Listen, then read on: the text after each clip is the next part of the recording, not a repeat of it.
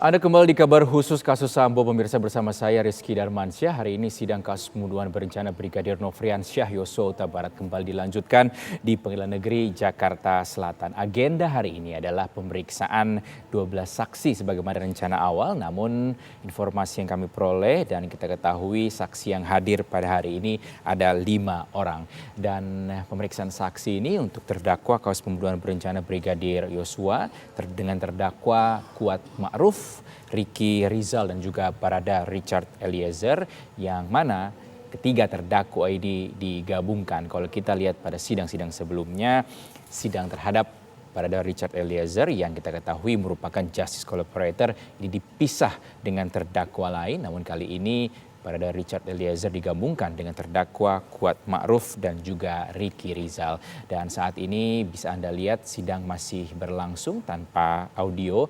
Ada sejumlah saksi yang tengah diperiksa. Kalau bisa kami bacakan nama-nama saksi yang akan memberikan keterangan, memberikan kesaksiannya di pengadilan, antara lain ialah Bimantara Jayadi Putro yang merupakan provider PT Telekomunikasi Seluler bagian Officer Security dan Tech Compliance Support. Kemudian ada saksi Victor Kamang yang merupakan legal counsel pada provider PT XL Axiata. Ada Ahmad Syahrul Ramadan yang merupakan driver ambulans. Kemudian Isbah Aska Tilawa yang merupakan petugas di swab di Smart Collab. Kemudian ada Nevi Afrilia, petugas swab di Smart Lab yang juga akan memberikan kesaksian pada hari ini. Sedianya ada 2 ART yang seharusnya memberikan kesaksiannya pada sidang kali ini, namun nampak memang tidak dihadirkan. Kami belum mengetahui apa sebenarnya alasan tidak hadirnya 2 ART Verdi Sambo di rumah Saguling, Jakarta Selatan yang tidak hadir pada sidang hari ini. Kemudian kita tahu juga ada driver Verdi Sambo yang juga seharusnya memberikan kesaksian pada hari ini. Kemudian ada juga staf pribadi dari Verdi Sambo yang sebenarnya dijadwalkan juga untuk memberikan kesaksian di Pengadilan Negeri Jakarta Selatan pada sidang lanjutan kali ini. Dan juga ada freelance di Biro Paminal juga yang seharusnya memberikan kesaksian, serta ada Biro Jasa CCTV yang juga seharusnya memberikan kesaksian pada hari ini namun tidak dihadirkan di Pengadilan Negeri Jakarta Selatan. Sungguh sekali lagi pemirsa, kita menyayangkan tidak adanya audio di ruang persidangan dalam setiap agenda pemeriksaan saksi, sehingga kita tidak bisa atau tidak dengan jelas dapat mendengarkan keterangan dari saksi-saksi dan membahasnya secara langsung di kabar khusus Sambo pada hari ini. Namun kita akan coba kembali bergabung dengan Pak Ahyar, pakar hukum pidana. Pak Ahyar masih tersambung dengan kami, Pak.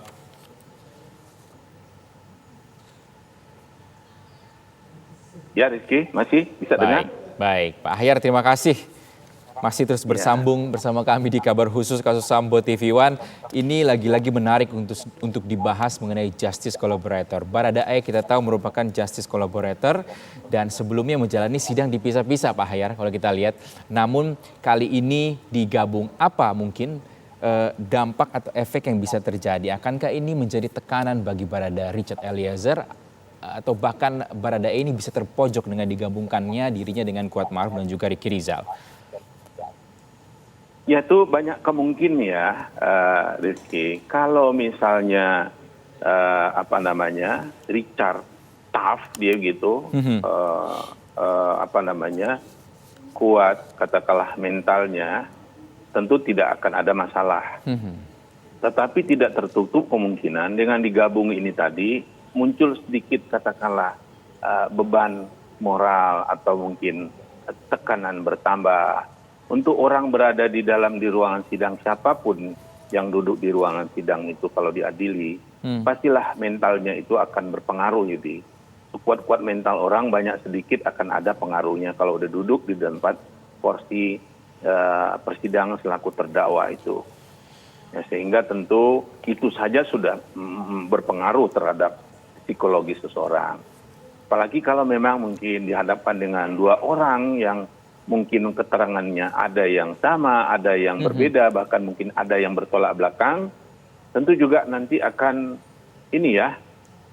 akan berpengaruh terhadap mental mereka, dia yang bersangkutan, Richard, menurut saya. Tentu ahli psikologis nih yang lebih tepat untuk ditanya di situ ada nggak pengaruhnya. Baik. Tapi secara umum menurut saya tentu banyak sedikit akan ada, kecuali orang itu memang luar biasa. Mentalnya. Sangat tough dia. Iya. Nah, Baik. itu tentu nanti akan juga kita lihat berpengaruh nggak terhadap keterangan dia, mungkin yang dia ingat bisa lupa nggak. Kadang-kadang kalau yang sudah kayak begitu, yang biasa yang Ini yang kondisi yang ditakutkan normal, ya Pak kita Ahyar banyak ya?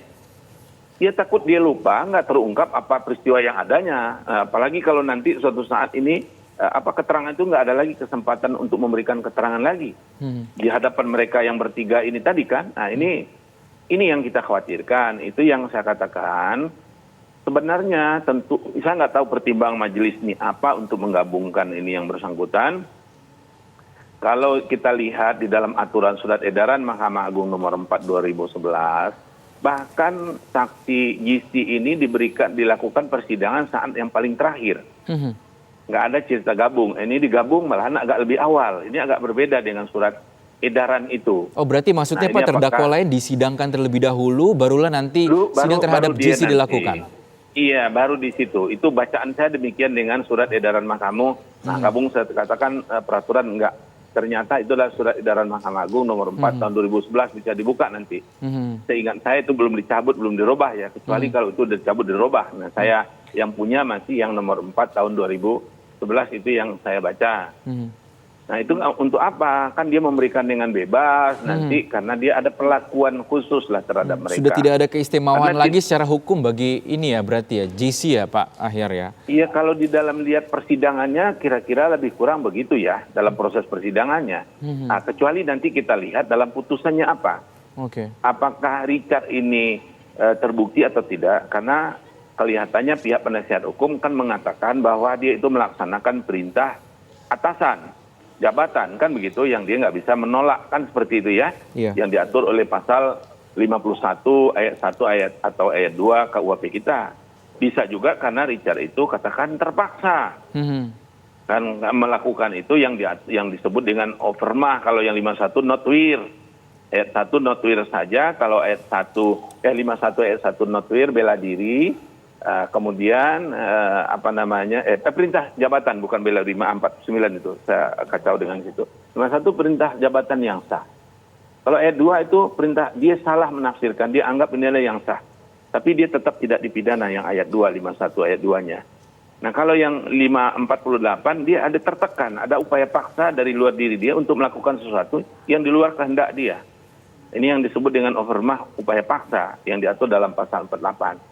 Apakah itu nanti kalau itu dia akan nggak dipidana.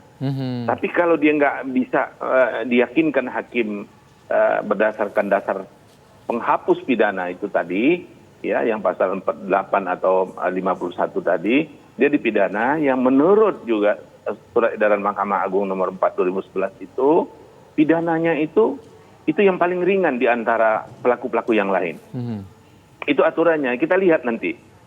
Apakah pelaku yang lain, sekarang kan persidangannya nggak lagi sendiri, nggak di belakang nih. Malahan didahulukan awalnya, sekarang udah digabungkan, disamain di tengah jalan nih. Nah mungkin hakim, mungkin saja, saya nggak baca pertimbangan, nggak dengar. Yang namanya sidang kita kan sidang tengah terbuka, tanda kutip kan. Iya, nggak juga terbuka untuk umum secara keseluruhan lah. Seperti kasus Jessica, kasus yang tempo hari yang melanda juga Pak Ahok, itu kan bisa masyarakat Indonesia mengikuti. Kalau ini model baru nih, kalau Pak Ahok itu masih setengah-setengah, ada yang terbuka, ada yang tertutup. Kalau ini itu setengah terbuka ya Pak? Kalau ini, iya lebih turun lagi keterbukaannya dibanding dengan kasus Pak Ahok. Ini model yang ketiga, kalau menurut saya kalau dilihat model nih, Jessica, Pak Ahok yang sekarang ini, yang banyak jadi perhatian masyarakat gitu ya. Yang seharusnya menurut saya masyarakat pada tempatnya lah dia juga ingin mendengar apa yang terjadi di dalam persidangan itu kan. Tapi tentu hakim mungkin saja mempunyai pertimbangan lain yang kita juga nggak paham, siapa tahu itu memang juga tepat pertimbangannya itu. Tapi kembali lagi kita ingin hukum ini ditegakkan. Siapa yang salah itu harus dihukum, kecuali ada dasar penghapusnya. Itu juga ada di dalam aturan kita. Nah, kita lihat nanti apakah Richard Eliezer ini kalaupun misalnya nggak dikabulkan pasal dasar penghapus pidananya, dia dipidana yang terendah nggak? Kalau nggak itu lebih berkurang lagi keistimewaannya, nggak ada lagi keistimewaan. Nah kalau itu yang terjadi, ini Rizky, nanti masyarakat nggak ada lagi mau menjadi justice kolaborator, nggak terungkap pelaku utama dari suatu tindak pidana. Gunanya GC ini kan untuk mengungkap siapa sih pelaku utamanya, aktor intelektualnya, yang mungkin hukum nggak bisa. Katakanlah kasusnya Pak Sambo ini, kalau nggak dibuka oleh Richard, nah ini kan sulit kan. Sedemikian rapi kan cerita yang begitu banyak ya. Informasi yang kita peroleh dari awalnya bahwa ini adalah terjadi tembak-menembak antara polisi kan begitu. Terjadi begini-begini, nggak ada kaitan dengan bahwa juga ada Pak Sambo ikut. Ternyata Richard yang bilang kan, yang menyuruh dia adalah Pak Sambo menurut dia. Kemudian juga dibilang apalagi yang keterangan-keterangan lain yang mungkin kalau orang lain nggak tahu. Dia hanya yang tahu. Nah itu melalui proses penilaian dari LPSK. Nggak begitu mudah juga LPSK menetapkan seseorang jadi GC. Dia harus ada asesmen, ada penelitian dulu, ada tanya dulu gini pantas tidak. Karena untuk itu harus dia memperoleh perlakuan yang khusus. Tapi kalau kita lihat dalam persidangan, dia digabung ternyata. Mungkin ini karena peradilan sederhana, cepat dan biaya ringan. Peradilan cepatnya. Mungkin ini juga jadi pertimbangan hakimnya ya Pak Ahyar? Mungkin itu. Karena beberapa kali di awal persidangan minggu-minggu lalu juga hal ini diulang poin ini. Cepat. Tapi kan juga bukan berarti cepat itu kita juga menyampingkan supaya lebih maksimal kan. Betul. Jangan sampai itu dikesampingkan. Menghindari beban psikologis dari seseorang kalau digabung, jikanya ada ya jangan juga. Kan seperti itu, tapi bagaimanapun tentu keputusan di pengadilan yang berlaku adalah putusan hakim. Nah ini yang mungkin bisa dicermati oleh komisi yudisial, sama juga tentu ada hakim pengawas di Mahkamah Agung, tentu memperhatikan juga jalan proses sidang ini, sudahkah prosesnya tepat, terutama dengan GC ini, atau ada hal-hal yang harus dibenahi, mumpung masih panjang perjalanan kan, masih ada kesempatan untuk memperbaiki kalau dikirakan ada yang kurang pada tempatnya. Tapi kalau udah pada tempatnya silakanlah. Jangan juga teman-teman di Mahkamah Agung diam-diam saja nih. Kita jungkap beliau itu yang bagian pengawasnya kan ada tuh. Coba dilihat juga, ini prosesnya udah tepat nggak dengan penggabungan GC dengan dua rekannya ini tadi, atau memang tetap dipisah. Ini kan masih panjang perjalanan, kan baru sidang pertama nih mereka digabung. Baik. Yang kemarin kan masih dipisahkan. Saya berharap KY dan Mahkamah Agung memperhatikan ini nih, mudah-mudahan ada yang dengar ya. Ada yang memonitor gitu, ada yang benar, mudah-mudahan. Coba dikaji, udah tepat. Kalau tepat silakan, nggak ada masalah. Buat saya yang penting, buat kita tentu semuanya, ini bisa nggak mengungkap kebenaran material. Sehingga jangan sampai menghukum orang yang nggak bersalah, membebaskan orang yang bersalah. Jangan itu yang terjadi. Jangan muncul peradilan yang sesat. Itu yang kita harapkan segitu. Di dalam tegaknya proses penegakan hukum dalam sistem peradilan pidana kita ini tadi. Yang terintegrasi itu udah berjalan nggak? Nah ini berjalan tidaknya proses acara ini, menurut saya dalam segi teknis itu adalah Mahkamah Agung tuh. Mungkin juga usul dari teman-teman dari KY. Mudah-mudahan informasikan KY juga mengikuti sidang semua ya. Juga yang saya dengar juga teman-teman dari Komisi Kejaksaan juga ikut hadir di dalam persidangan itu. Tolong mereka perhatikan juga hal-hal yang kayak gini. Begitu. Pak Ahyar, apakah dengan digabungkannya sidang dengan terdakwa Baradae yang merupakan JC ini dengan terdakwa lain Kuat Ma'ruf dan RR akan menjadi kendala bagi majelis hakim untuk memberikan penilaian nantinya? Karena ini idenya tentu yang penggabungan itu saya kira nggak tahu ya. Apakah permintaan dari JPU, apakah itu permintaan dari penasihat hukum, apakah inisiatif dari hakim, majelis hakim. Kita nggak tahu, nggak dapat informasi. Saya paling tidak nggak tahu tuh Rizky. Iya Pak Ahyar. Tentu nanti siapapun yang meminta, keputusan kan ada di majelis. Nah kalau sekiranya tentu dia yakin kalaupun digabung ini tidak akan berpengaruh untuk majelis yang mulia. Tentu kan begitu. Betul. Nah tapi kan masyarakat bisa juga kok dong was-was terhadap hal itu. wajar juga. Gitu, Rizky. Baik, Pak Ahyar, kalau kita lihat dari 5 saksi yang dihadirkan, ini sungguh disayangkan tadi ART tidak jadi memberikan keterangan pada hari ini. Namun ada beberapa petugas perusahaan telekomunikasi dan ada 2 petugas swab serta ada 1 driver ambulans. Mungkin dari kita bahas satu-satu kira-kira keterangan seperti apa ini yang bisa diberikan dan bisa digali dari 2 saksi yang merupakan petugas perusahaan telekomunikasi ini, Pak. Dari Telkom itu mungkin nanti ya, apakah masih bisa didapat enggak pembicaraan percakapan? Kan ini yang katakanlah saksi keluarga kemarin, kekasihnya almarhum Yosua ya, saudara Vera ya, ada komunikasi katanya sebelum terjadinya kan peristiwa ini. Mungkin nanti akan ditanya, masih bisa nggak itu di dalam perusahaan Telkom dibuka? Kan ada yang ada di Telkom itu kalau yang dahulu itu saya pernah lihat sistem yang lama ya. Riwayat percakapan semua itu ada. Ya, percakapan itu ada di situ. Nah, kalau bisa dia mengatakan itu tuh akan langkah baik.